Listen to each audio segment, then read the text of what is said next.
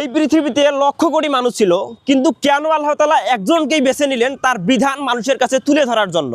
আল্লাহ তাআলা কাউকেই হঠাৎ করেই এই দায়িত্ব দেননি বা এই কাজের জন্য মনোনীত করেননি।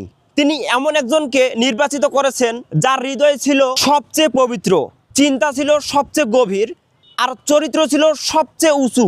নবীজি ছোটবেলা থেকেই সত্যবাদী, আমানতদারী এবং সবার কাছেই বিশ্বস্ত ছিলেন। সবাই তাকে আল আমিন বলে ডাকতো। যখন চারপাশের মানুষ মূর্তি পূজা, অন্যায়, জুলুম আর অশ্লীলতায় ডুবেছিল, তখন তিনি ছিলেন সম্পূর্ণ ভিন্ন। তিনি সমাজের এই অন্ধকার বাস্তবতা নিয়ে গভীরভাবে চিন্তা করতেন।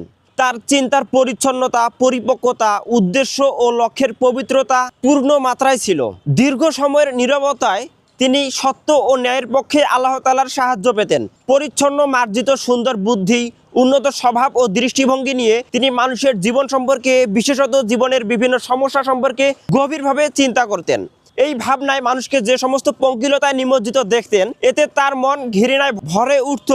তিনি গভীরভাবে মর্মাহত হতেন এবং এসব থেকে নিজেকে দূরে রাখতেন। ভালো কিছু পেলে যথাসম্ভব সেখানে অংশগ্রহণ করতেন। বাকি সময় তিনি নিজের প্রিয় নির্জনতার ভিড়ে কাটাতেন। নির্জনে তিনি একা একা বসে ভাবতেন, মানুষ কেন পথভ্রষ্ট, আসল সত্য কোথায়। তার এই গভীর চিন্তা, উন্নত স্বভাব ও নির্মল চরিত্র দেখে আল্লাহ পাক তাকেই নবুয়তের জন্য মনোনীত করেন।